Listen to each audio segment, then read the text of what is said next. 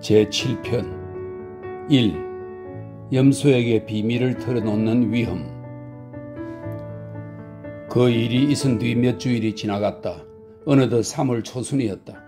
우회적 표현의 고전적 선조인 뒤바르타스가 아직 태양을 촛불의 대공이라고 명명하기도 전이었지만 그래도 역시 태양은 즐겁고 찬란하게 빛나고 있었다. 광장이나 산책로, 파리 어느 곳에서도 일요일이나 축제의 날 같은 부드럽고 온화한 봄날을 맞고 있었다. 그렇게 밝고 따스하고 공기가 맑은 날이면 노트르담의 정면 현관에 매료되는 특정한 때가 있었는데 그것은 서쪽으로 기운 태양이 대성당을 거의 정면으로 비추는 순간이다. 그럴 때쯤 차츰 수평이 되는 햇살은 광장의 돌바닥에서 천천히 물러나 수직으로 된 정면을 따라 올라가면서 그림자 위에 그 정면의 숱한 환조가 드러나 보이게 한다. 그리고 한가운데의 그 커다란 장미창은 대장간 화덕의 반사광이 붉게 비친 요괴 인간의 눈처럼 타오른다. 이야기는 바로 그러한 시각에 일어났다. 저녁 햇살을 받아 붉게 빛나는 노트르담 대성당의 정면 광장과 파르비 거리 모퉁이에 자리한 고딕식 대저택 현관 위에 만들어진 석조 발코니에서 아름다운 아가씨들이 예쁜 자태를 뽐내며 천진하게 웃으며 떠들고 있었다. 그녀들은 진주를 단 뾰족한 모자와 발꿈치까지 닿는 베일의 길이로 미루어 보나 그 무렵 세련됨 유행에 따라 그녀들의 아름다운 가슴 윗부분을 드러내는 스타일에 어깨가 덮이는 반소매의 수를 놓은 블라우스의 화사함이라든지 그것보다도 속옷에 더 공을 들인 점, 특히나 그녀들의 한가로움과 게으름을 드러내는 희고 가느다란 손으로 보아 다들 부유한 귀족 가문의 상속녀들임을 알 수 있었다. 실제로 그녀들은 필레르 드 리스트 공들로리아 아가씨와 친구들인 디안 드 크리스트에유, 아몰로트 드 몽미셸, 콜롱드 드 가유 퐁텐, 그리고 샹수브리에의 딸들이었다. 이처럼 귀한 집 아가씨들이 때마침 공들로리의 미망인들에게 모여있는 이유는 마르그리트 황태자 피를 맞이하러 플랑드르의 피카르디로 갈 때 황태자 피를 위한 시녀를 뽑기 위해 보제 전하 부부가 4월에 파리를 방문할 예정이었기 때문이다. 그래서 파리 사방 120km 안에 있는 시골 귀족들이 어떻게 하면 그 명예스러운 일에 자신의 딸이 선택될 것인지 고민하던 중 벌써부터 딸들을 파리에 데리고 오거나 보내놓은 경우가 꽤 많았던 것이다. 그리하여 여기 모여있는 아가씨들은 그 부모의 부탁으로 알로이즈 드 공들로리의 부인의 보호를 받고 있었다. 공들로리의 부인은 왕실 노궁대 전 대장의 미망인으로 현재는 노트르담 파르비 광장의 자택에서 외동딸과 함께 은거하고 있었다. 이 아가씨들이 모여있던 발코니는 짙은 황갈색 등굴 무늬로 장식된 갈색의 플랑드르산 가죽으로 벽을 둘러친 호화로운 침실로 통해 있었다. 천장에 평행으로 나있는 들보에는 금색으로 칠한 기괴한 조각들로 가득해서 보는 사람의 눈을 즐겁게 해주었다. 조각이 붙은 선반에는 여기저기 칠보가 박혀있어 오색 찬란한 빛을 띠었다. 호화로운 식기장의 상단에는 도기로 만든 멧돼지 머리가 장식되어 있고 식기 선반이 두 단으로 이루어진 것으로 보아 이 집 안주인은 부하를 거느린 기사의 아내이거나 미망인임을 알 수 있었다. 공들로리의 부인은 위에서 아래까지 문장이나 방패 장식이 붙어있는 높다란 벽난로 옆에 놓인 붉은 비로도로 된 화려한 안락의자에 앉아 있었다. 그녀의 55이라는 나이는 얼굴에서도 화려한 의상에서도 잘 드러났다. 그녀 옆에는 매우 거만해 보이는 한 남자가 서 있었다. 약간의 허영심과 허세에도 여자라면 누구나 인정할 만한 준수한 생김새였다. 성실한 사람이나 관상쟁이가 그를 본다면 어깨를 으쓱 들었다 내리겠지만 말이다. 젊고 잘생긴 이 기사는 눈부시게 화려한 왕실 친위대 대위의 차림을 하고 있었는데 이것은 앞의 이야기에서 구경꾼들로부터 이미 칭찬을 받은 바 있는 유피테르의 복장과 매우 비슷하므로 여기서 다시 묘사하지는 않겠다. 어쨌든 아가씨들 몇 명은 방 안에 다른 몇몇은 발코니에 있었고 또 들이는 가장자리를 금색으로 두른 비로드 방석 위에 또는 온갖 꽃과 도형을 새긴 떡갈나무 의자 등등에 나뉘어 있었다. 그녀들은 저마다 자기 무릎 위에 커다란 테피스트리 자락의 일부를 올려놓고 술을 놓고 있었는데 한쪽 자락은 마룻바닥으로 늘어져 있었다. 그녀들은 방 안에 젊은 남자 하나가 있어서인지 비밀 이야기를 하듯 서로 소곤거리며 이따금 숨죽인 웃음소리를 내었다.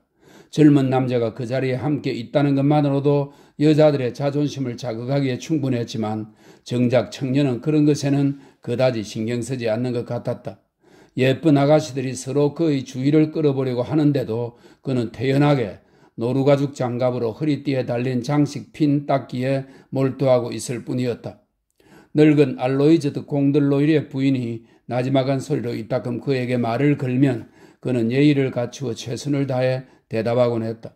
알로이저 부인의 미소와 의미 있는 몸짓, 그와 낮은 목소리로 말하면서 가끔씩 딸인 플레르 드리스에게로 눈을 향하는 것으로 보아 그 둘은 이미 약혼한 사이이며 머지않은 장래에 결혼식을 올리게 될 사이임을 쉽게 알 수 있었다. 그런데 젊은 장교는 조금은 어색하면서도 거북스러워하는 태도를 보면 적어도 그로서는 여자에 대한 애정이 없다는 것도 금세 눈치챌 수 있었다. 그의 얼굴에는 매우 거북하고 지루한 기색이 역력했다. 요즘의 젊은 장교에게 이러한 상황을 들려준다면 틀림없이 한마디로 이렇게 표현할 것이다. 그거 정말 고역이다. 그러나 마음씨 착한 미망이는 자기 딸의 일이기 때문인지 장교의 열정이 식어을 했다는 사실을 전혀 알아차리지 못한 채 다만 블레르드 리스의 바느질 솜씨가 어떤지를 미래의 사윗감에게 알려주려 애쓰고 있을 따름이었다. 여보게, 저길 좀 보게. 부인은 그의 소매를 잡아당기며 귓가에 대고 속삭였다. 저길 좀 봐. 몸을 숙이고 있지? 아, 예. 젊은이는 예의를 갖춰 대답하고는 이내 입을 다물어 버렸다. 얼마 지나지 않아 부인은 또다시 몸을 기울이며 그에게 말했다. 자네 약혼녀보다 귀엽고 사랑스러운 아가씨를 본 적이 있나? 저렇게 희고 고운 손하며 눈부신 금발머리 말이세. 저 희고 긴 목을 좀 봐. 꼭 백조 같지? 자네는 정말 행운하라니까. 우리 플레르드 리스라면 누구라도 반할 미인이야. 자네도 저 아이에게 푹 빠져 있지 않은가? 그럼요. 그는 속으로는 딴 생각을 하고 있었지만 대답은 그렇게 했다. 저 애한테 가서 말 좀 시켜보고 그러게. 왜 그렇게 수줍음을 타고 그러나 자네? 알로이저 부인은 그의 어깨를 밀어내면서 말했다. 수줍음은 그의 장점도 단점도 아니었으나 그는 참을성 있게 노 부인의 말에 따르려고 약혼녀에게 다가갔다. 지금 만들고 있는 테피스트리는 무슨 무늬인가요? 그는 이렇게 물었다. 아이, 벌써 3번이나 얘기해 드렸는데 바다의 신 네투누스의 동굴이에요. 블레르드 리스는 새침해진 표정으로 대답했다. 그녀는 이미 그의 태도가 전과 달리 시큰둥하고 어떤 변화가 있음을 어머니보다 먼저 알아채고 있었던 것이다. 그는 무슨 이야기건 했으니 됐다고 생각하고 다시 말했다. 그런데 그건 누굴 위해 만드는 건데요? 생탕토한 데샹 수도원에 바칠 거예요. 블레르드 리스는 고개도 들지 않은 채 대답만 했다. 그는 테피스트리의 한쪽 끝을 손으로 만지며 물었다. 그럼 여기 그림 속에 불이 터져라 나팔을 불고 있는 이 뚱뚱한 병사는 누군가요? 트리톤이에요. 이 트리톤은 그리스 신화의 반인 반어의 물의 신입니다. 트리톤이에요. 플레르드 리스의 무뚝뚝하면서도 짤막한 대답 속에는 여전히 불만이 담겨 있었다. 그는 그녀의 귀에 대고 싱거운 말이든 사탕발림이든 무어가 되었든 아무 말이라도 속삭여 주어야만 한다는 것을 깨달았다. 그래서 일단 몸을 그녀 쪽으로 굽히기는 했으나 다정한 말이 떠오르지 않아 겨우 이렇게 말했다. 그런데 왜 당신 어머니는 늘 샤를 7세 시대의 우리 할머니들처럼 저런 문장이 그려진 옷을 입고 계시는 거죠? 어머니께 좀 전해드리세요. 그런 옷은 이제 어울리지 않는다고요. 그 드레스 위에 수놓은 울개스는 마치 걸어다니는 벽난로 같답니다. 솔직히 말해서 시대에 뒤떨어졌어요. 블레르드 리스는 원망스러운 눈초리로 그를 쳐다보았다. 저한테 하실 말씀이란 게 고작 그게 다예요? 그녀는 나지막한 목소리로 물었다. 그들과 좀 떨어진 곳에서 지켜보던 알로이저 부인은 두 사람이 가까이서 소곤거리는 것을 보고 즐거워서 손에 들고 있던 기도소의 글쇠를 만지작거리며 말했다. 참으로 감동적인 사랑의 장면이야. 한편 젊은 장교는 더욱 어색해져 버린 분위기를 바꿔보려고 테피스트리 이야기를 다시 꺼냈다. 이거야말로 정말 훌륭한 솜씨로군요. 그가 이렇게 외치자 살길이 흰 금발의 아름다운 소녀이며 푸른 능직 옷을 입은 콜롱드 드 가유 퐁텐이 머뭇거리면서 그 미남자가 대답해 주기를 기대하고 플레르드 리스에게 말을 걸었다. 공들로리의 양, 혹시 라로슈 기용 저택의 벽에 걸린 테피스트리를 본 적이 있어요? 그러자 디안 드 크리스테유가 웃으며 물었다. 랭제르디 루브르 정원 안에 있는 저택 말인가요? 듀안드 크리스테유는 치열이 고와서 무슨 말을 하든 마지막엔 활짝 웃기를 잊지 않았다. 그 저택 안에는 파리 옛 성벽의 웅장하고 밝은 탑이 있지 않나요? 이번에는 앙몰로트 드 몽쉐밀이 덧붙였다. 그녀는 산뜻한 갈색 곱슬머리의 미인이었으나 무슨 까닭인지 남이 웃을 때마다 한숨을 쉬는 버릇이 있었다. 콜롱부 양이 말하고 싶은 건 샤를 6세 시대의 바크빌치 저택 아니에요? 그 집에는 정말 굉장한 휘장이 있죠. 샤를 6세라. 젊은 장교는 콧수염을 만지작거리며 중얼거렸다. 정말 대단하군요. 옛날 일들을 아직까지도 기억하시다니. 공들놀이의 부인이 이어받았다. 그건 정말 기막히게 아름다운 테피스트리였지. 솜씨가 아마 최고로 꼽힐 거야. 그때 날씬한 7살 소녀 베랑제르드 샹부브리에가 발코니에서 광장을 내다보다가 소리를 질렀다. 어머나, 저길 좀 보세요. 길바닥 위에서 어떤 여자가 사람들에 둘러싸여 탬블린을 흔들며 춤을 추고 있어요.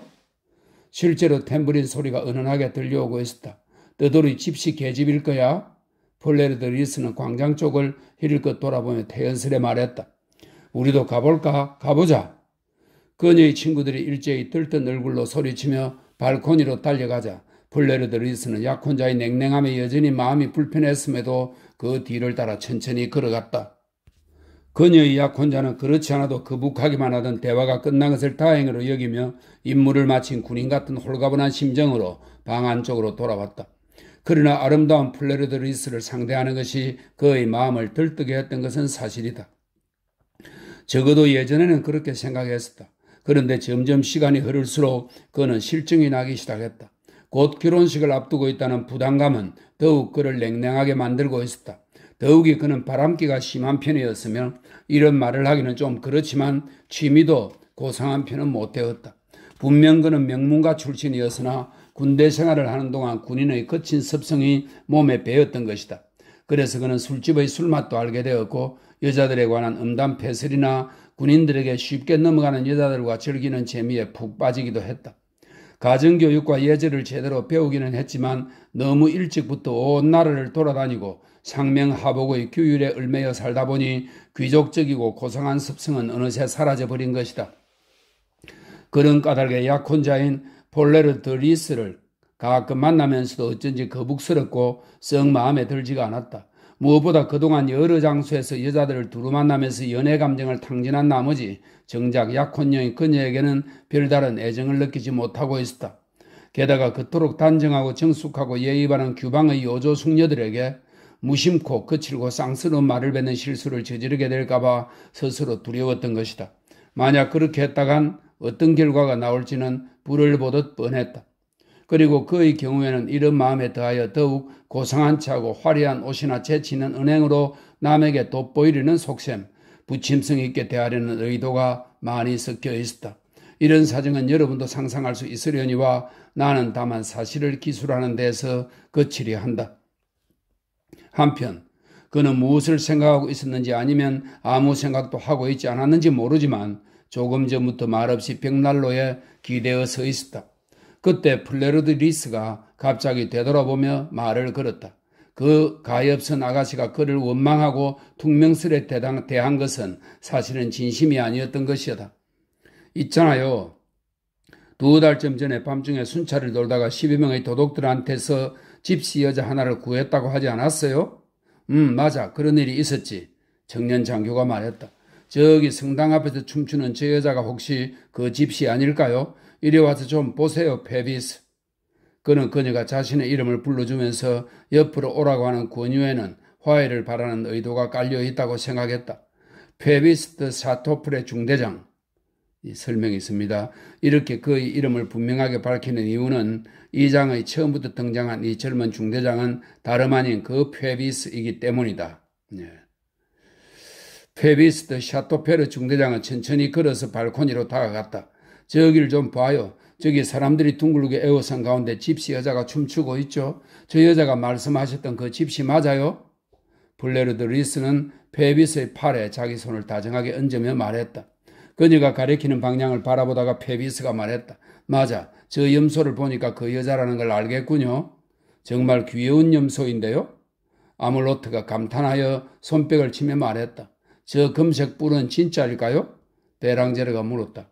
그때 알로이즈 부인이 안락의자에 앉은 채 입을 열었다.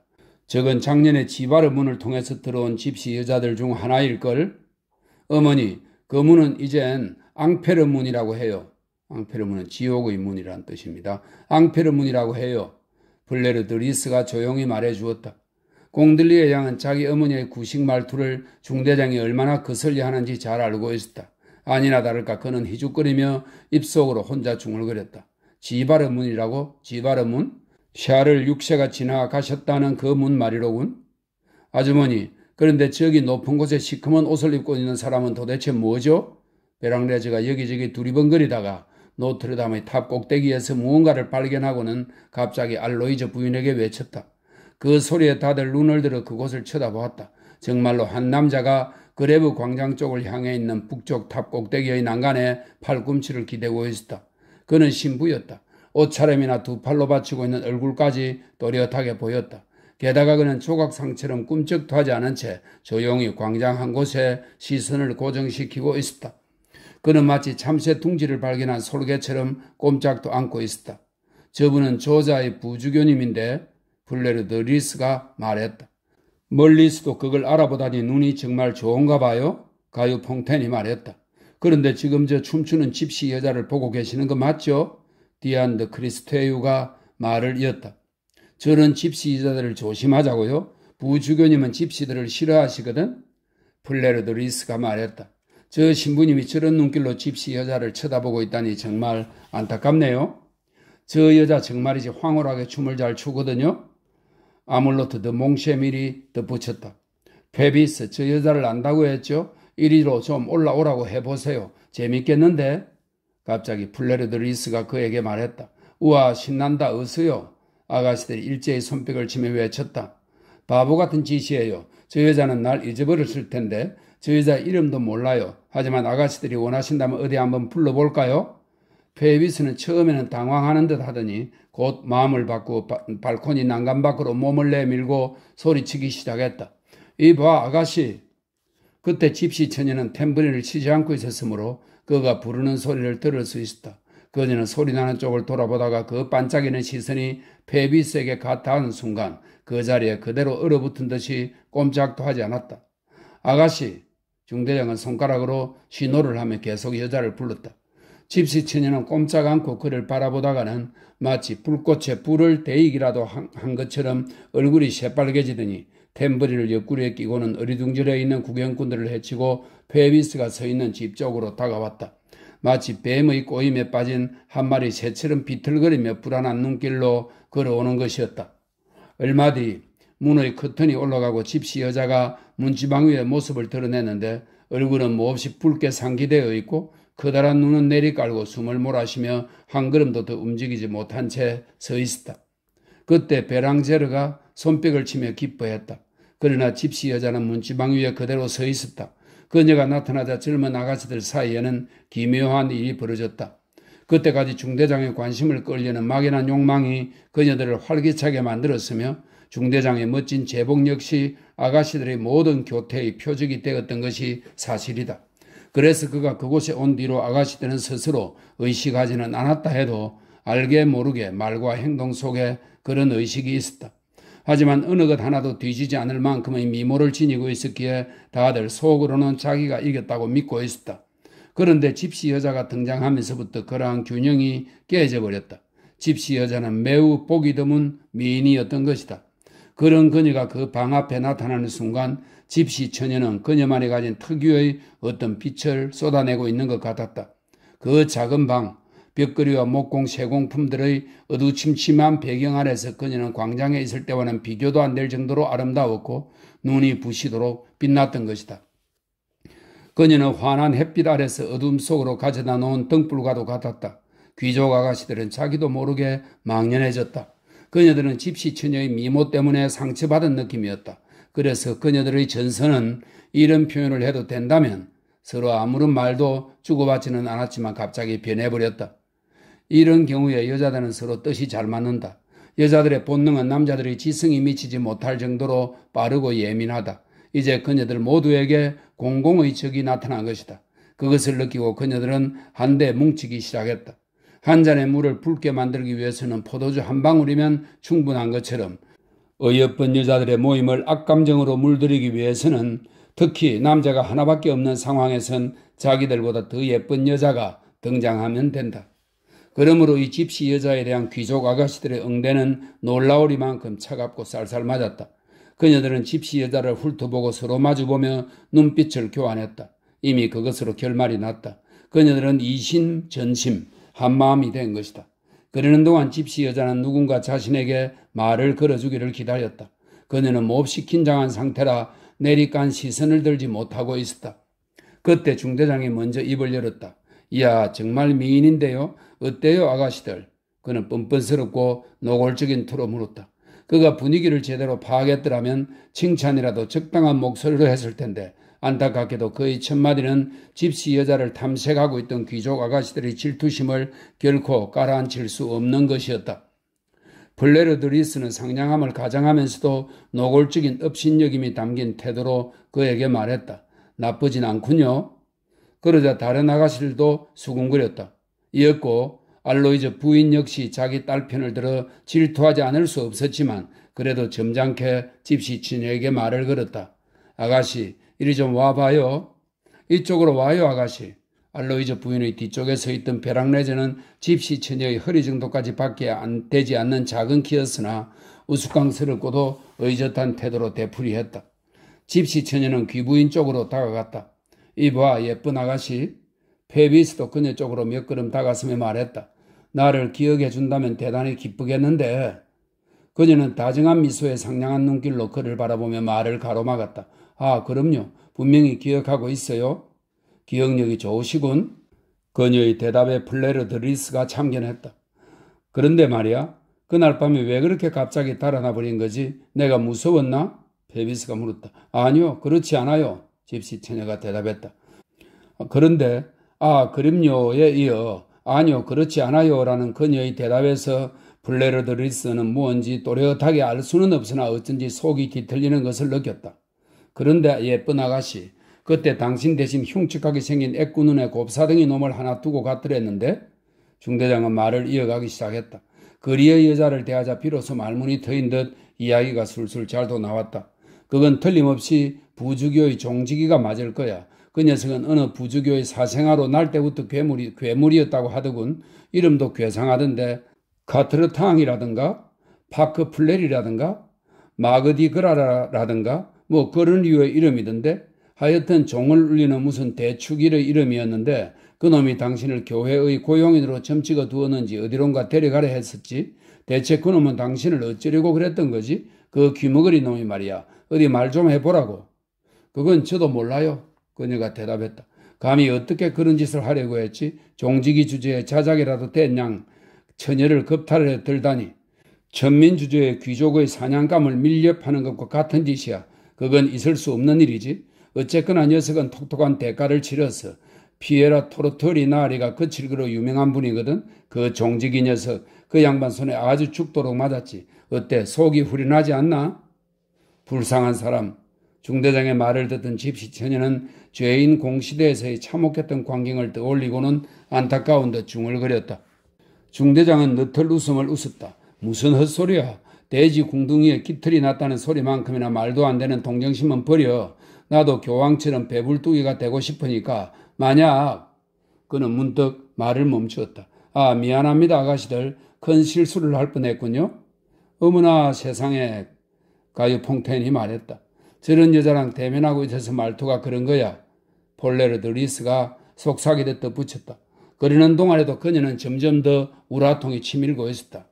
페비스가 집시 여자에게 정신을 빼앗긴 것은 말할 것도 없고 발꿈치로 중심을 잡고 뱅그르르 돌면서 군대식의 투박하고 거친 말투로 정말 예쁜 아가씨야 라고 말하는 것을 보았을 때 그녀의 가슴은 부글부글 끓기 시작했던 것이다. 모습이 참 촌스럽군요. 디안드 크리스테유가 아름다운 치아를 활짝 드러내는 미소를 지으며 말했다. 바로 그 한마디가 다른 아가씨들에게는 한 줄기 빛처럼 느껴졌다. 말하자면 그녀들에게 집시 처녀를 공격할 수 있는 빌미를 제공해 준 것이다.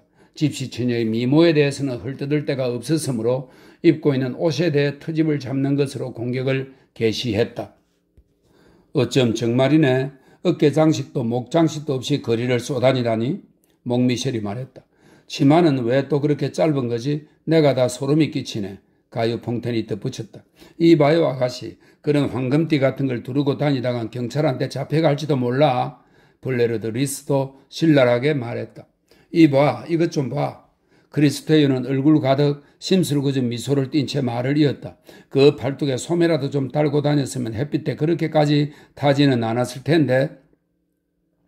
이렇게 아름다운 귀족 아가씨들이 거리의 무위를 둘러싸고 비아냥 섞인 눈빛과 야유와 독서를 퍼붓는 광경은 페비스이기에 멍하니 바라만 보고 있었지, 만약 좀 더 현명한 사람이 이 장면에서 귀족 아가씨들의 속셈을 알아차렸다면 가만히 보고만 있지는 않았을 것이다. 귀족 아가씨들은 매우 상냥하면서도 가혹하게 집시 처녀를 헐뜯었다. 그녀들은 심술궂은 말장난으로 싸구려 금속 장신구가 달린 초라한 옷차림을 이리저리 헐뜯고 있었던 것이다. 끝없는 놀림과 빈정거림과 모욕적인 비웃음이 집시 여자를 향해 퍼부어지고 거만한 호의와 멸시가 집중되었다. 마치 로마의 젊은 귀부인들이 아름다운 노예의 젖가슴에 금핀을 꽂으며 즐기는 것을 보는 것 같았다. 또 기품 있는 사냥개들이 콧구멍을 벌렁거리고 눈을 번뜩이며 숲속의 가엾은 사슴 주위를 맴돌면서도 주인의 눈치를 보느라 함부로 덤비지 못하는 것 같았다. 다시 말해 세상에 부러울 것 없는 귀족 집안의 곱게 자란 아가씨들이 한낱 거리의 무의 따위에게 정색을 할 이유가 있겠는가? 그녀들은 눈앞의 집시 여자 존재 따위에 전혀 개의치 않았다. 이 아가씨들은 그녀가 있거나 없거나 아랑곳하지 않고 그녀를 두고 겉으로 매우 친절하면서도 다정한 미소를 띤 얼굴과 상냥한 목소리로 마치 불결하고 천한, 대단히 흉한 무엇이라도 찾아낸 것처럼 이야기하고 있었던 것이다. 집시 여자가 그녀들에게서 바늘로 콕콕 찔러대는 듯한 가혹한 대우를 받고 있음을 느끼지 못한 것은 결코 아니다. 귀족 아가씨들이 한마디씩 할 때마다 그녀는 수치심에서 오는 홍조와 분노의 번뜩임으로 눈과 볼이 타오르고 문득문득 경멸의 말이 입술 주위에서 머뭇거리는 듯 했다. 여러분도 알다시피 그녀는 참기 힘든 모멸감으로 입술을 삐죽거리면서도 끝까지 입을 열지는 않았다. 우뚝 선 채로 그녀는 모든 것을 체념한 듯 슬프고 부드러운 눈길로 페비스를 지그시 바라보기만 했다. 그 눈길에는 희미한 행복감과 친밀감이 깃들어 있었다. 다만 그녀는 쫓겨날까 두려워 그냥 꾹 참고 있는 것 같았다. 한편 페비스도 처음에는 아가씨들과 마찬가지로 집시 여자를 적당히 무시하는 마음이 없지 않은 채로 그저 돌아가는 상황을 지켜보고 웃을 뿐이었으나 차츰 시간이 지날수록 그녀를 동정하는 마음이 조금씩 일어나기 시작하여 어느새 그녀 편을 들고 있었다. 그런 말에 신경 쓸 것 없어 아가씨. 그는 금으로 된 박차를 쩔렁거리며 되풀이했다. 그래, 아가씨 옷차림이 좀 색다르고 촌스러운 면이 없진 않지만 그게 뭐 어때? 당신처럼 아리따운 아가씨가 아무려면 어때? 어머나 세상에. 금발의 가유 퐁텐이 못마땅한 미소를 지으며 백조처럼 기다란 목을 더욱 길게 빼며 외쳤다. 왕실 친위대 장교 정도 되는 분이 집시의 아름다운 눈길에 끔뻑 넘어가 버린 모양이죠? 그러면 안 되나요? 페비스가 말했다. 아무데로나 떨어지라며 돌멩이를 내던지듯 내뱉는 그의 대답에 콜롱브와 다이디안과 아몰로트와 플레르드 리스는 갑자기 봇물 터지듯 와락 웃음을 터뜨렸는데 어찌나 웃었던지 그녀들의 눈에는 눈물까지 맺혔다. 집시 처녀는 콜롱드드 카유퐁텐의 말에 눈길을 바닥으로 떨어뜨리고 있다가 가까스로 기쁘고 자랑에 넘친 듯한 눈빛으로 페비스를 물끄러미 쳐다보았다. 그 순간 그녀는 정말로 아름다웠다. 그 광경을 지켜보고 있던 노부인은 몹시 언짢은 듯 보였는데 그도 그럴 것이 그 상황 자체가 잘 이해되지 않았던 것이다. 에구머니, 그녀가 느닷없이 기절할 듯한 외말이 비명을 질렀다. 내 발밑에서 무언가 꿈틀거리는데 아니 이 더러운 짐승이? 그것은 주인을 찾아온 작고 하얀 염소였다. 주인을 향해 달려가다가 노부인의 발 위에 늘어진 옷가락에 뿔이 걸려버린 것이다. 어쨌든 그것은 그 순간 분위기가 바뀌는 계기가 되어 주었다. 집시 여자는 말없이 뿔에 엉킨 옷자락을 헤치고 염소를 풀어주었다. 어머나 저 염소 좀 봐. 다리가 금색이야. 베랑레즈는 무엇이 그리 좋은지 팔짝팔짝 뛰면서 외쳤다. 집시 여자는 무릎을 꿇고 앉은 채 염소의 머리를 다정하게 자기 볼에 갖다 대었다. 그것은 잠시 동안이라도 염소와 떨어져 있었던 것을 사과하는 것처럼 보였다. 그러는 동안 디아는 콜롱보의 귀에 대고 속삭였다. 저것 좀 봐. 내가 왜 그 생각을 못했지? 저 여자는 염소를 데리고 다니는 집시 여자야. 마술사라니까요. 저 염소는 희한한 재주를 부린대요. 그래요? 그럼 저 염소에게 재주를 부려보라고 해야겠네요. 재미있겠는데? 콜롱보가 대답했다. 곧이어 디안과 콜롱보가 집시 여자에게 큰 소리로 요구했다. 이봐 아가씨, 그 염소가 잘하는 재주가 있다던데 보여줄 수 있겠지? 네? 무슨 말씀인지 모르겠는데요. 집시 처녀가 대답했다. 마술이나 재주 넘기나 요술 같은 거 말이야? 잘 모르겠는데요. 그녀는 대답하고는 연소를 쓰다듬으면서 중얼거렸다. 잘리. 그때 플레르드 리스는 염소의 목에 매달린 무엇인가를 발견했다. 그것은 가죽에 술을 놓아 만든 작은 주머니였다. 거기 목에 달린 건 뭐지? 그녀가 집시에게 물었다. 집시 여자는 왕방울처럼 커다란 눈으로 그녀를 바라보면서 정색을 하고 대답했다. 이건 저의 비밀이에요. 비밀? 그게 뭘까? 그러니까 더욱 궁금해지는군. 플레르드 리스는 생각했다. 그 사이 노부인은 맞득치 않은 듯 자리에서 일어나며 말했다. 이봐 아가씨, 둘 다 보여줄 게 아무것도 없다면 여기 뭐하러 온 거야? 집시 여자는 말없이 문 쪽으로 걸음을 옮겼다. 그러나 문으로 다가갈수록 발걸음은 더욱 느리고 무거워졌다. 어떤 힘이 그녀를 끌어당기기라도 하는 듯이 그 자리에 머뭇거렸다. 다음 순간 그녀는 눈물에 젖은 눈을 페비스를 향해 돌리면서 걸음을 멈추었다. 안 돼. 그냥 그렇게 가버리면 안 되지. 이리 와서 춤이라도 추어달라고. 그런데 사랑스러운 아가씨 이름이 뭐지? 에스메랄다예요. 그녀는 그에게서 눈을 떼지 못한 채 대답했다. 그 이름을 듣자 귀족 아가씨들은 또다시 미친 듯이 웃음을 터뜨렸다. 아이 참, 여자 이름치고는 너무 이상하잖아. 디안이 말했다. 이것 봐요. 마술사 맞죠? 아몰로트가 말했다. 이봐 집시. 갑자기 알로이즈 부인이 엄숙하게 한마디 했다. 너희 부모가 그 이름을 설마 세례용 성수 접시 속에서 찾아낸 것은 아니겠지? 그렇게 아무도 주의를 기울이지 않는 사이에 베랑레즈는 과자 하나를 들고 염소를 구석진 곳으로 데려갔다. 둘은 금세 친해졌다. 그녀는 호기심이 나서 염소 목에 걸린 주머니를 열어 그 속에 담긴 것들을 마룻바닥에 늘어놓았는데 그것은 알파벳을 하나씩 새긴 나무 조각들이었다. 글자 조각들이 펼쳐지자 염소는 금빛 나는 발을 옮겨 그것들을 끌어당기거나 밀면서 어떤 특정한 낱말을 만들어냈다. 염소는 그런 일에 전혀 어려움을 느끼지 않는 듯했다. 글자가 완성되자 베랑레즈는 소스라치게 놀라 크게 외쳤다. 블레르드 리스 대모님, 이 염소가 하는 짓 좀 보세요. 블레르드 리스는 달려가서 보고는 매우 놀라 몸을 뜰 수밖에 없었다. 바닥에 가지런히 놓여있는 나무 조각들이 만들어낸 글자는 바로 페비스였던 것이다. 이걸 정말로 염소가 썼단 말이야? 그녀는 갈라진 목소리로 물었다. 네, 그렇다니까요. 베랑레즈가 대답했다. 베랑레즈는 글씨를 쓸 줄 몰랐기 때문에 그것 이외의 다른 가능성은 생각할 수가 없었다. 이것이 그 비밀이라는 거였구나. 블레르드 리스는 생각했다. 그러는 사이 어린 베랑레즈의 외침을 듣고 모두들 그곳으로 모여들었다. 어머니와 아가씨들과 집시 처녀 그리고 젊은 장교까지도. 집시 여자는 다가와 염소가 해놓은 짓을 보더니 무척 당황하여 얼굴이 푸르락해지며 어쩔 줄 몰라 했다. 중대장 앞에서 죄인처럼 벌벌 떨었으나 정작 그는 매우 흡족해 하면서도 놀랍다는 듯한 미소를 지으며 그녀를 바라보았다. 페비스라고? 아가씨들은 경악의 표정을 지으며 속삭였다. 저건 중대장님 이름이잖아요. 대단한 기억력이야. 블레르드 리스는 얼어붙은 채 꼼짝 않고 서 있는 집시 처녀에게 말했다. 그러더니 갑자기 울음을 터뜨리고는 희고 고운 두 손으로 얼굴을 가리며 괴로운 듯 중얼거렸다. 아, 이 여자 마녀가 틀림없어요. 그런 그녀의 가슴속 밑바닥에서는 더욱 고통스러운 다른 목소리가 들려왔다.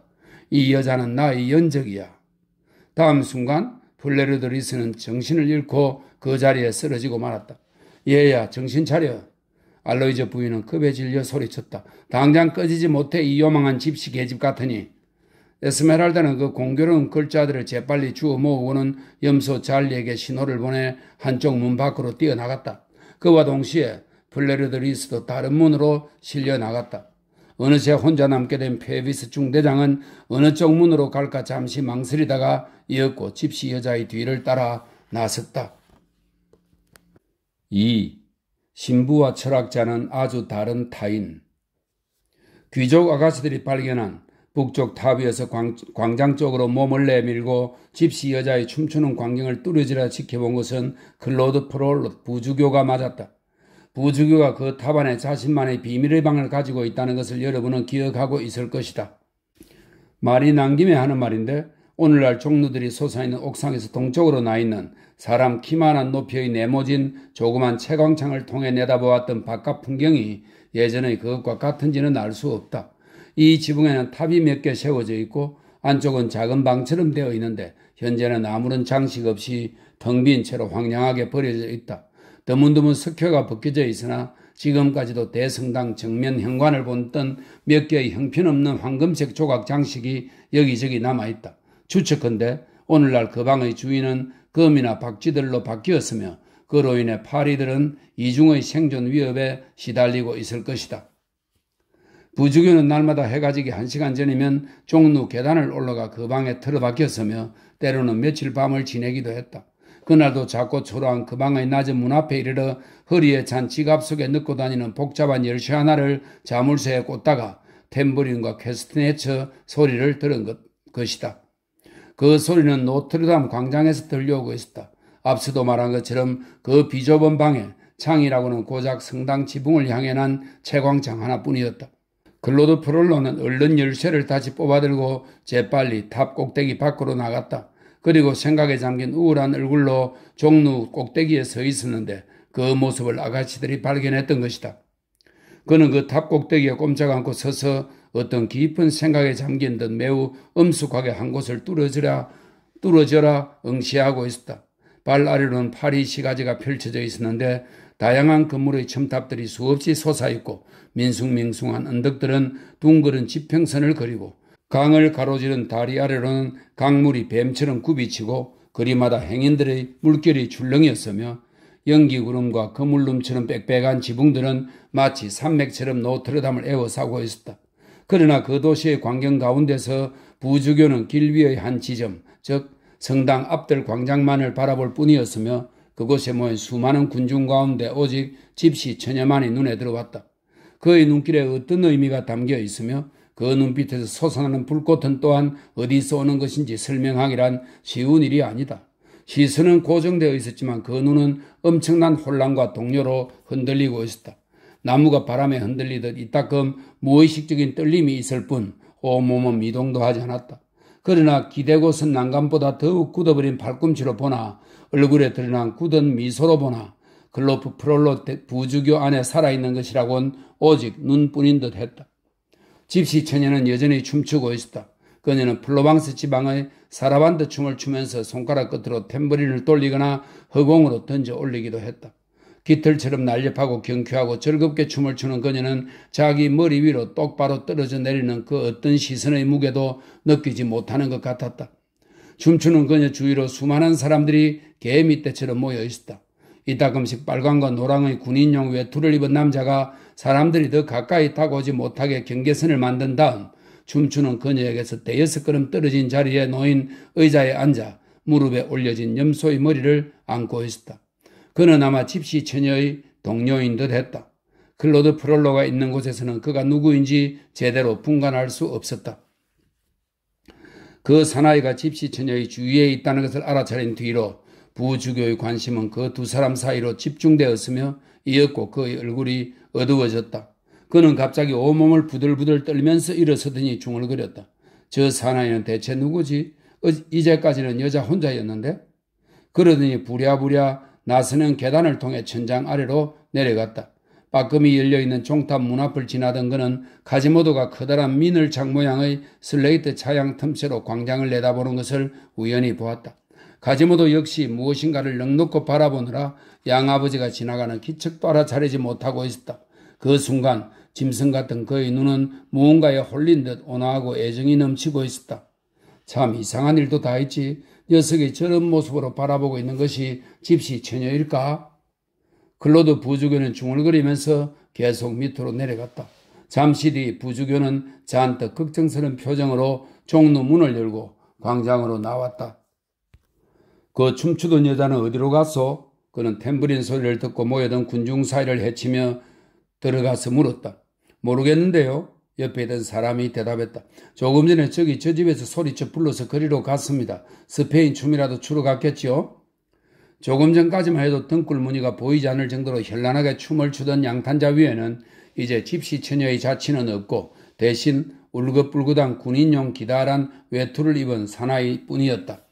그녀가 없는 사이 혼자서 몇 푼이라도 벌어볼 요량인지 허리에 팔꿈치를 바짝 붙이고 머리를 뒤로 젖힌 채 얼굴은 새빨갛고 목은 잔뜩 긴장된 자세로 이로 의자 하나를 물고는 동그라미를 그리며 조심조심 걷고 있었다. 그 의자 위에는 이웃 여자에게서 빌린 고양이 한 마리가 놓여 있었는데 놀란 고양이는 날카로운 울음소리를 내고 있었다. 고개사가 굵은 땀방울을 흘리며 의자와 고양이를 피라미드 모양으로 쌓은 채 입을 물고 지나가려 할 때 부주교는 놀라 외쳤다. 아니 여보게, 자넨 피에르 그랭고아르 아닌가? 여기서 뭘 하고 있지? 전혀 예상치 않은 순간에 부주교의 준엄한 목소리를 들은 이 가련한 사나이가 받은 충격이 어찌나 컸던지 그 순간 그는 균형을 잃고 피라미드로 쌓은 의자와 고양이를 구경꾼들 머리 위로 무너뜨리고 말았다. 그와 동시에 사람들의 야유와 비웃음이 그 남자의 머리 위로 쏟아져 내렸다. 클로드 프롤로가 따라오르는 손짓을 하고 어수선한 틈을 타서 성당 안으로 급히 뛰어들지 않았더라면 피에르 그랭고아르는 고양이를 빌려준 이웃은 물론이고 얼굴에 타박상이나 찰과상을 입은 구경꾼들에게 돈을 물어주어야 했을 것이다. 대성당 안은 이미 어두컴컴했고 아무도 없었다. 본당 주위도 어둠이 내려앉아 있었으며 하나둘 등불이 켜지기 시작했는데 반대로 둥근 천장은 어두워져 갔다. 오직 정면의 커다란 장미창만이 저무는 햇빛을 받아 어둠 속에서 반짝여 눈부신 빛을 본당 반대쪽으로 반사하고 있었다. 몇 걸음 걸어 들어간 뒤 부주교는 기둥 하나에 몸을 기대더니 그랭고아르를 뚫어져라 쳐다보았다. 그랭고아르는 어릿광대 복장을 한 것을 엄격하고 점잖은 사람에게 들킨 것이 부끄러웠으나 부주교의 눈빛은 그런 것을 비웃는 것 같지 않았다. 그것은 차분하고 진지하게 사람을 꿰뚫어보는 눈빛이었다. 먼저 부주교가 입을 열었다. 이리 오게 피에르군. 내게 설명할 것이 많은 것 같은데 먼저 지난번 2달 동안 어디서 뭘 하고 지냈는지 설명해 보게. 그리고 그 코드베커의 사과처럼 울긋불긋 요란한 옷을 입고 내 거리에서 그런 꼴을 하고 있는 이유가 뭔가? 부주교님, 그랭고아르는 가련한 목소리로 입을 열었다.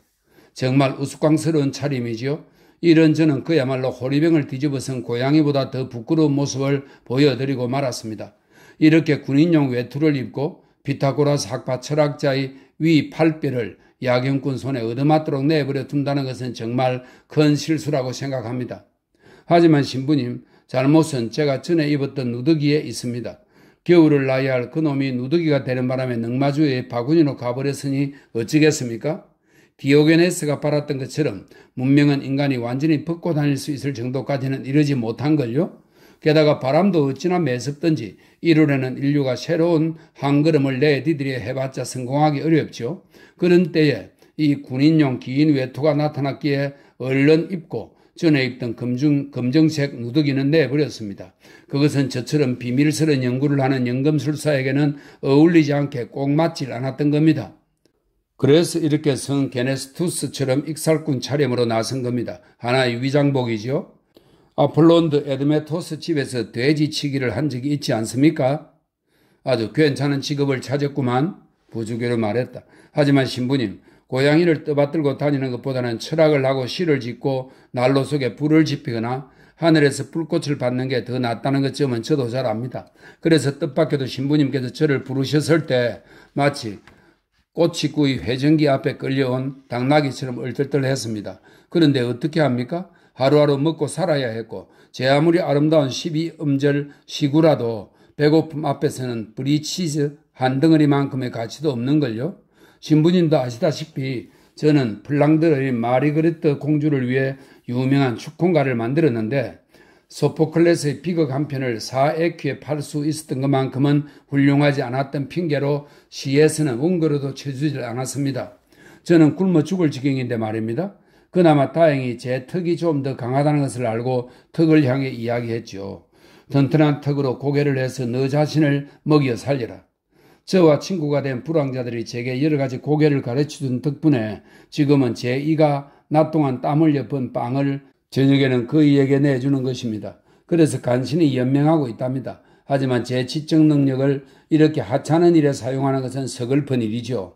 사나이가 탬버린이나 두드리고 의자를 물면서 일생을 살도록 세상에 태어난 게 아니라는 것도 잘 압니다. 하지만 신부님, 살기 위해서는 무엇이든 해야 하지 않겠습니까? 클로드 신부는 묵묵히 듣고 있었다.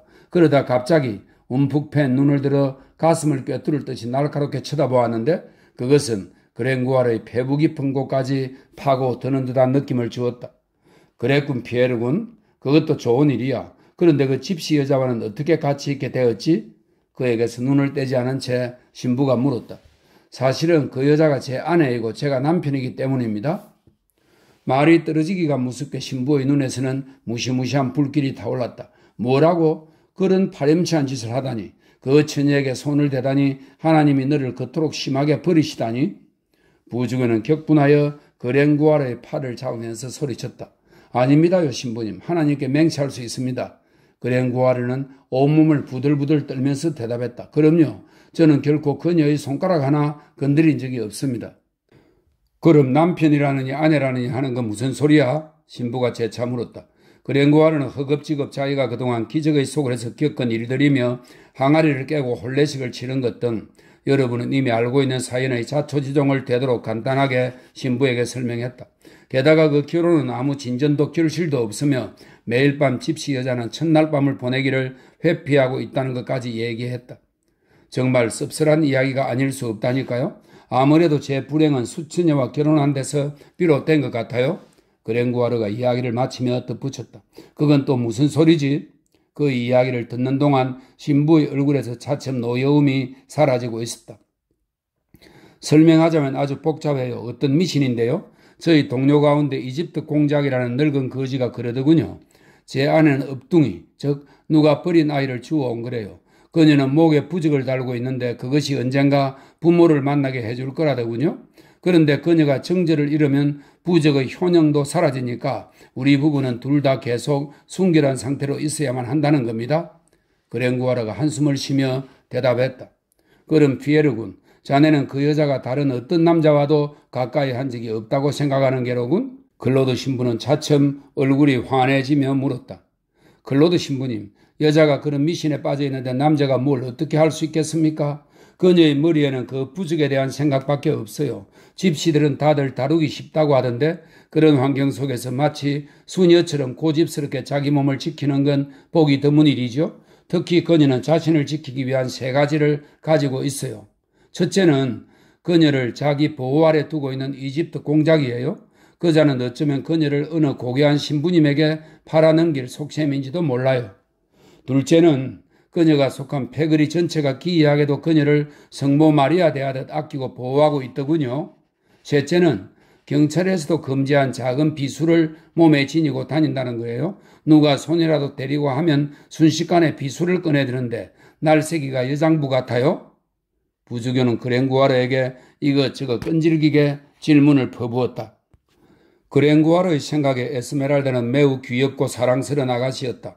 입술을 삐죽거리는 특유의 버릇이 있지만 예쁘고 매력적인 데다 남에게 해를 끼치지 않으며 순진하고 열정적이고 남자와 여자의 차이도 잘 모르고 춤과 노래 같은 활동적인 것을 즐기며 행복해하는 여자였다.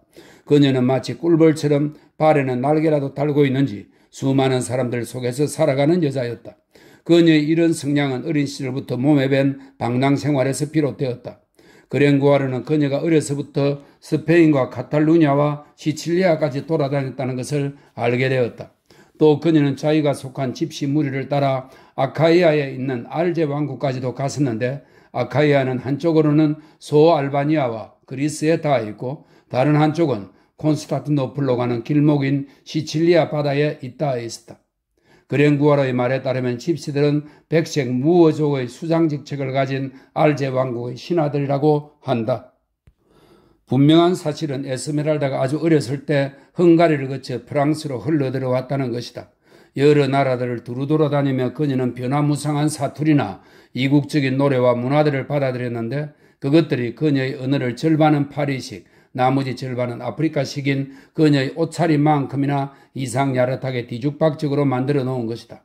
게다가 그녀가 활보하고 다니는 그 거리의 사람들은 그녀의 쾌활함과 상냥함, 발랄한 춤과 노래 때문에 그녀를 사랑하고 있었다. 파리 시내에서 자신을 미워하는 사람은 단 2사람이라고 그녀는 생각했는데 그들에 대해 이야기할 때마다 그녀는 심한 공포심을 표현했다. 그중 하나는 투르 롤랑의 자루 수녀로, 수녀는 집시 여자에게 까닭 모를 깊은 원한을 가지고 있으며 그녀가 그 채광창 앞을 지날 때면 몹시 험한 저주의 말을 퍼붓곤 했다. 또 한 사람은 신부였다. 신부 역시 그녀를 볼 때마다 매수 눈초리로 고함을 질러댔으므로 그녀는 두려움을 느끼고 있었다. 신부를 두려워한다는 말을 듣자 클로드 부주교는 몹시 당황하는 것 같았다. 그러나 그랭구아르는 알아채지 못하고 있었는데 그가 집시 여자를 만났던 그날 저녁 사건 현장에 부주교가 있었다는 사실을 잊어버리는 데는 2달이라는 시간이면 충분했던 것이다. 그 밖에 그녀가 두려워하는 것은 없었고 점을 치는 일도 없었으므로 다른 집시 여자들이 마녀라는 비난을 자주 듣는 것과도 무관했다. 그리고 그랭구아르는 그녀에게 남편 노릇을 못할 망정 오빠 노릇은 충실히 하고 있었다. 어쨌든 이 젊은 철학자는 플라토닉한 결혼 생활을 잘 참아내고 있었던 것이다. 그로써 밥과 잠자리는 늘 해결되었다. 매일 아침 그는 집시 여자와 함께 집을 나와 내거리에서 잔돈푼을 거두어들이는 일을 하고 밤이면 함께 돌아오곤 했다. 그녀는 자기 방으로 돌아오면 빗장을 단단히 지르고 편안한 잠에 빠져드는 것이었다. 그렇게 따져보면 아무런 근심 없는 평온한 삶이라고도 할 수 있었다. 또한 솔직히 말하면 그로서도 그녀에게 홀딱 반할 정도는 아니었다. 그는 그녀를 염소와 비슷한 정도로 사랑하고 있었다. 염소는 온순하고 영리하며 재치 있는 짐승이었다. 중세 때는 그런 영리한 동물이 흔했는데 그런 재주를 가르친 사람들은 이따금 화형을 당하곤 했다. 그러나 금빛 발을 가진 그녀의 염소가 보이는 재주 정도는 아무 죄에도 해당되지 않는 그저 장난에 불과했다. 그랭구아르가 그런 것을 자세히 설명하자 신부는 큰 관심을 보였다. 염소에게 어떤 재주나 요술을 시키려면 보통 이런저런 방식으로 탬버린을 내밀기만 하면 되었다. 염소는 집시 여자에게서 그런 훈련을 받았고 글자 조각을 움직여 페비스라는 이름을 쓰게 하는데도 2달이면 충분했다. 페비스라고? 왜 페비스라고 쓰도록 가르쳤지? 신부는 말했다. 글쎄요, 저도 모르겠는데요. 그랭구아르는 어깨를 으쓱해 보이며 대답했다. 그 단어가 무슨 신비한 힘을 가지고 있는 게 아닐까요? 그녀는 혼자 있을 때면 곧잘 그 단어를 중얼거렸거든요. 자네가 생각하기에 그게 사람 이름이 아니라 그냥 하나의 낱말에 불과한 것 같은가? 클로드가 그를 뚫어지라 쳐다보며 물었다. 이름이라고요? 그게 대체 누굽니까? 시인이 물었다. 그건 나도 모르지. 신부가 대답했다. 제 생각에는 이 집시들은 배화 교도이기도 해서 태양을 숭배하거든요. 그래서 페비스라고 하지 않을까 싶은데요. 나는 그렇지 않을 것 같은데. 아무튼 그게 뭐 중요하다고 그러세요? 뭐라고 중얼거리던 그 여자 마음 아닙니까? 다만 확실한 건 잘리도 벌써 저를 그녀만큼이나 사랑하고 있다는 사실입니다. 잘리는 또 뭐지? 염소의 이름이죠. 부주교는 턱을 괴고 잠시 생각에 잠기더니 느닷없이 그랭구아르를 향해 돌아섰다. 자넨 정말로 그걸 건드리지 않았다고 맹세한단 말이지? 누구요? 염소 말인가요? 그랭구아르가 되물었다. 아니, 그 여자 말이네. 네, 제 아내요. 예, 맹세하고 말고요. 그러니까 자네는 그 여자와 단둘이 있는 시간이 있단 거지? 매일 밤 1시간씩은요? 클로드 신부는 눈살을 잔뜩 찌푸렸다. 허참, 아무리 그렇기로서는 남녀가 단둘이 있으면 주기도문을 외울 것 같지는 않은데. 진실을 말씀드리죠. 비록 제가 주기도문과 아베마리아와 전능하신 하나님 아버지를 믿나이다 라고 맹세한다 해도 그녀는 암탉이 성당과는 아무 상관없듯이 제게 관심을 두지 않아요. 그렇다면 자네 어머니의 배를 긁고서라도 맹세하게 자네가 그녀의 털끝 하나도 건드리지 않았다고 말일세? 부주교는 몹시 흥분한 목소리로 되풀이했다. 제 아버지의 머리를 긁고 맹세하고 말고요. 아버지의 머리와 어머니의 배는 아주 깊은 관계가 있으니까요. 그런데 신부님, 저도 질문 하나 해도 될까요? 뭔가 말해보게. 그녀와 제 관계가 대관절 신부님과는 무슨 상관이 있는 겁니까? 그의 물음에 창백하기만 하던 신부의 얼굴이 수천의 얼굴처럼 빨갛게 물들었다. 그러고도 한동안 대답이 없다가 이었고 몹시 당황하여 대답했다. 여보게, 피에르 그랭고아르, 내가 알기에 자네는 아직 타락하진 않은 것 같군. 자네가 잘 되기를 깊은 관심을 갖고 지켜보고 있다네. 그런데 자네가 만약 그 악마의 집시 계집에게 손을 댔다간 자넨 하루아침에 마왕의 신하가 되는 걸세. 영혼을 타락시키는 것은 언제나 육체라네. 내 말을 어기고 그 여자에게 더 가까이 접근했다간 자넨 큰 화를 당할 거야. 그렇지 않아도 한번 접근을 시도했었어요. 그랭고아는 뒤통수를 끌적이며 말했다. 첫날 밤이었는데 보기 좋게 퇴짜를 맞고 말았죠. 자네 정말 그렇게 파렴치한이었나 피에르군? 신부의 얼굴에 다시 그림자가 드리워졌다. 그리고 또 한 번은 말이죠. 그랭고아는 빙그레 웃으며 계속 말했다. 잠들기 전에 열쇠 구멍으로 몰래 들여다보았어요. 그녀는 속옷을 입고 있었는데도 이루 다 표현할 수 없이 아름답고 매혹적이던데요. 이런 요망한, 당장 꺼져. 신부는 몹시 화가 나는지 매수 눈으로 쳐다보며 외치더니 그 어깨를 확 밀치고 대성당에서 가장 어두운 홍해문 아래로 성큼성큼 내려가 버렸다.